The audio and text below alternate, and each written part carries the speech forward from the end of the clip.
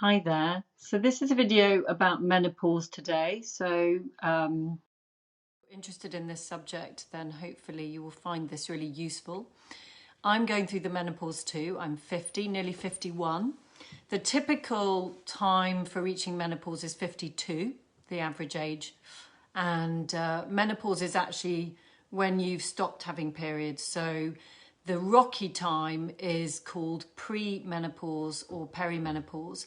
So I wanted to jump on here because I know it's hard. I know what you're going through if you are going through this phase in your life. So I wanted to give you a heads up and some explanation and some things that you can do to really help yourself if this is the time you're at.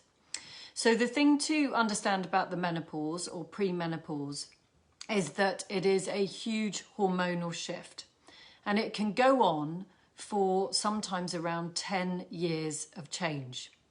And hormonal change, there's sort of three that we can list. You know, we've got adolescence, we've got pregnancy, and we've got menopause.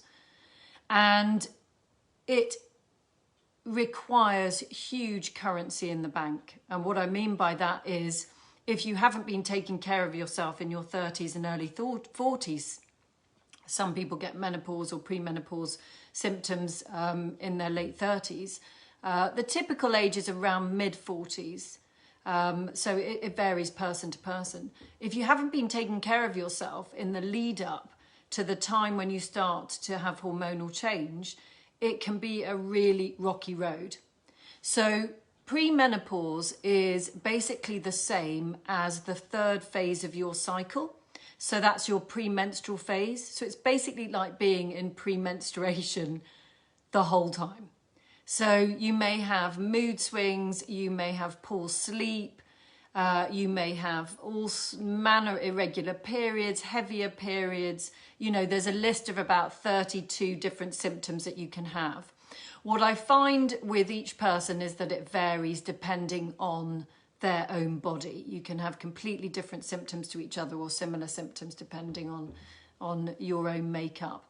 So I thought I'd talk a little bit about what I've experienced and how I've helped myself, and also to give you a bit more of a positive stance on it, you know, because when you hear about menopause being spoken in the typical medical terms, it's utterly depressing. I mean, they basically say, you know, it's the end of certain hormones in your body. You know, you're gonna need, you know, you probably get osteoporosis, you're gonna need hip replacements, you're gonna be, you know, this is not how it's meant to be at all. I can really, you know, assure you of that when you move into your fourth phase of life, so we have 4 phases. We have the maiden, the mother, the enchantress, and the crone, which is much nicer called actually the queen. So we can call it the queen phase. So what we're doing through premenopause is we're preparing ourselves for the queen phase of our lives. And our menstrual cycle, the more that we can tune into our menstrual cycle and chart it, the more we can understand our body and understand and get to know ourselves better. So the ups and downs of our cycle really give us an insight into where we're at. Now, any kind of hormonal change is showing us and revealing to us where we're at health-wise. It's an incredibly sensitive time for us. The hormonal change brings our toxic load up to the surface to be dealt with, and that is really uncomfortable. So some of the symptoms I've had is I suddenly developed migraines at the age of 46. And as I'm getting closer to what I would call the peak of my perimenopause, because I'm now nearly 51, I've had days of complete exhaustion. So I don't know about you, and I don't know how you're navigating your menopause. You'll always get some people who say, oh, you know, I felt completely fine and I was absolutely fine. But there will be some of us that suffer more than others. And, you know, this is when I really wanted to share with you, you know, how you can help yourself a little bit. So the thing that I really noticed is that I started to get really, really tired. I started to get really, really tired about 2 months ago. Started to get these real times of exhaustion. And what I did was I started to make a note of all the symptoms I was feeling, and I increased my water intake, and it made a huge difference. Now, I've always drunk a lot of water, I thought. But actually, what I did was I started to increase it more, and I actually measured how much I was drinking, and I realized that what we should be doing is drinking probably about 2 litres a day.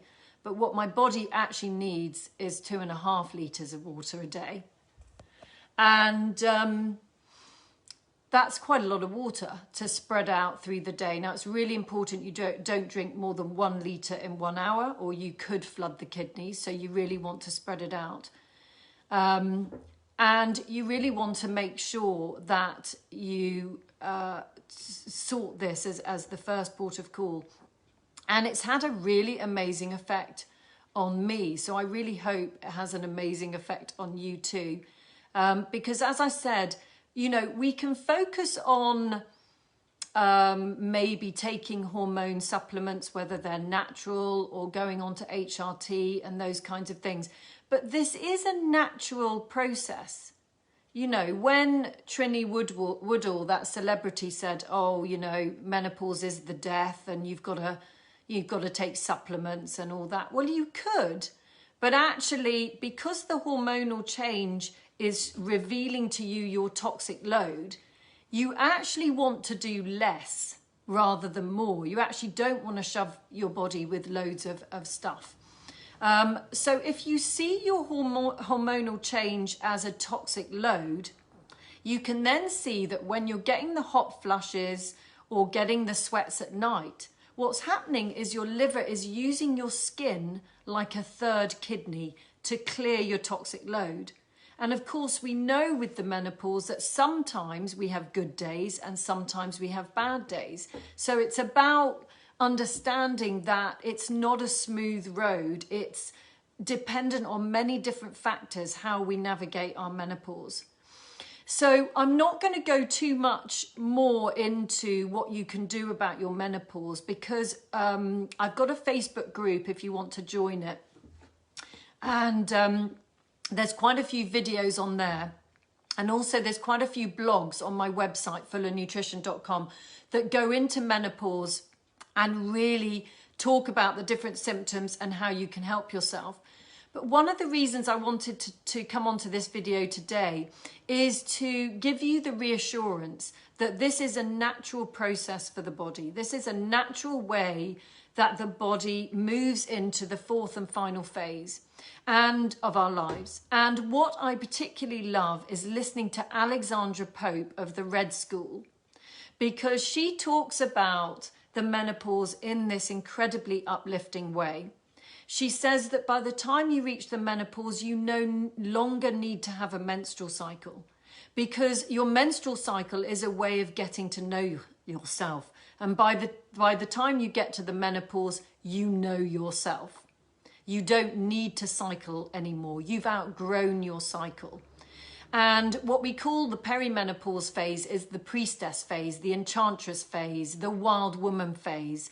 You know, we don't want to take any more crap on. We want to say no. We want to stand up for ourselves more. We want to turn the spotlight on ourselves and start taking care of ourselves. Hopefully our children are getting older so we can put the spotlight on us and take care of ourselves. But what I would really say to you is that the perimenopausal journey and the menopausal journey, even after you've gone through it, is a requirement for immaculate self-care. Like self-care to the 100th degree. I mean, I have taken care of myself all my life. I've put my health first. I've put the work that I do to help others at the forefront in terms of health and taking care of yourself. And even I am having moments when I really struggle. And this is because the need for immaculate self-care during the process of perimenopause is essential. the factoring in of your self-care, of your rest, of getting adequate amounts of rest, because if you don't, your body will make you. It will make you lie down and it will force you to do it.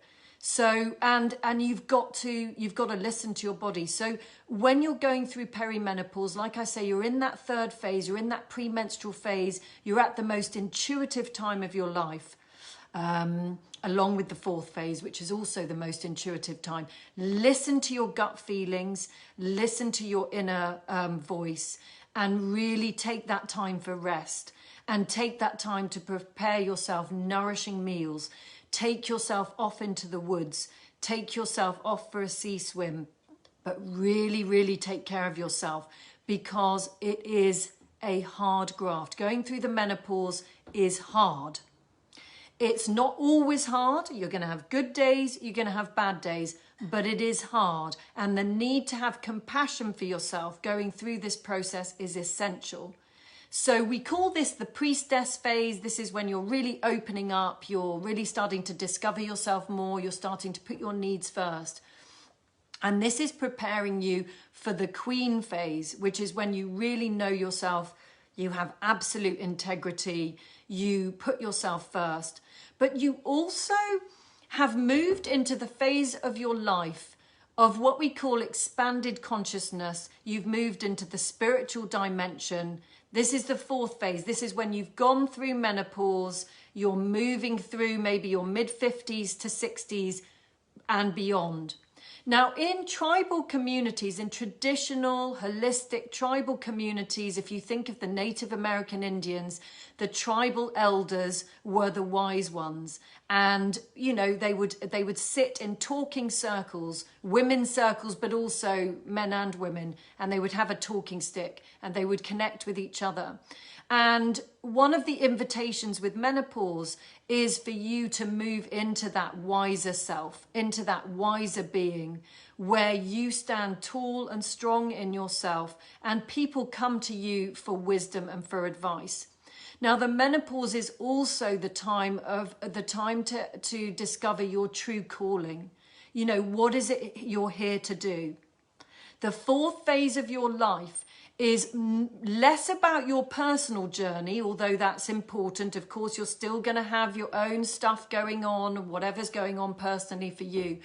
But it becomes more about, as Alexandra Pope says, connecting yourself to the soul of the world. In other words, what is it you're giving back to the world? How are you holding the world with all that wisdom that you carry from your life experience and from processing your negative emotions and for dealing with your crap and for taking care of yourself?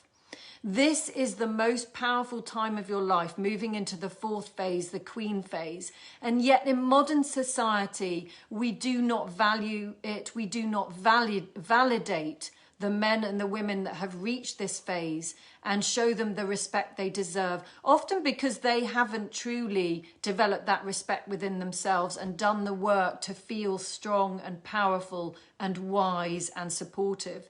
So moving into the fourth phase isn't about osteoporosis and hip replacements and tiredness and misery. Moving into the fourth phase is about stepping into your power. And the journey from the third phase to the fourth phase, which is this perimenopausal journey, is that journey. It's that journey of stepping into your power, of saying no to things that no longer serve you, and to treating yourself with the utmost respect, using your diet, having those wonderful, healthful foods, plenty of vegetables and soups and broths, spending time with great girlfriends, spending time with people who you can connect with, and discovering what it is you want to do, how you want to serve, how you want to help others. And as Alexandra Pope says, stepping into this expanded consciousness. And this is an invitation. So the menopause is not easy. I get that. I'm not finding it that easy myself. But it's little tweaks you do along the way, little steps you do where you continually tune into yourself and recognize what you need. What do I need in this moment? You know, what can I give myself that's going to help me to feel better? And for me, like I said, the last 6 weeks, I've had some real struggles with my energy levels and just feeling so worn out on certain days and thinking, what is going on here? And just tweaking my water intake and drinking more water. And of course, always doing the inner work of checking in with myself, what emotions are coming up, you know, what do I need to process, what am I being reminded of, all of that sort of thing where you're connecting more deeply with yourself. This kind of work will serve you well as we move into that fourth phase of our lives and we start to look beyond our own personal journey and look out into the bigger world and say, what is it we can do to help? How can we serve? How can we feel the presence of God within us and source within us and feel fully connected to our intuition? And it's a journey, and it's a rocky journey to get there. I get that because society says the opposite. It says, you know, you've got to go out and work long hours, you've got to do this, you've got to do that, and you know, it's hard. So I recommend you check out Alexandra Pope of the Red School. She's got some great videos. I might see if I can put some in the comments. If you're struggling with your menopause, I've got an incredible package. It's a 3-month package that helps you get to the root of your issues. And it's really knowing that your perimenopausal symptoms are not just the result of hormonal change. They were there already. It's just they were buried and they're just being stirred up. And the one more thing I wanted to say, which I loved that Alexandra Pope said, I even wrote it down. Our hormonal system is a report of the state of our toxicity, I've told you that, and a state of the nation report. So what she means by that is that whatever is going on collectively in the world, whatever stress, chaos, craziness is going on, we will feel it more acutely than anyone else. And can I just say that, like I said at the beginning, hormonal change is menopause, adolescence, and pregnancy. So if any of you have got teenagers out there, you will be very aware of what they're going through, the level of anxiety they're experiencing, the need for them to withdraw, the need for them to get lots of sleep, those kinds of things. So if you've got any teenagers who are struggling and you need help to help them to navigate their journey, please do get in touch. I've got 4 teenage children, so I know what it's like.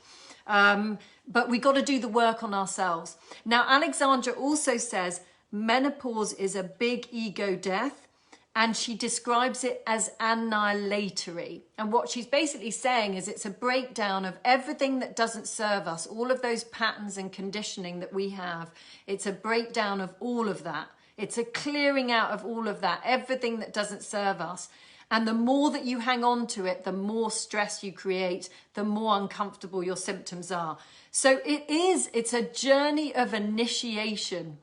And we're not prepared for it. In this modern society, nobody warns us what it's going to be like to go through the menopause.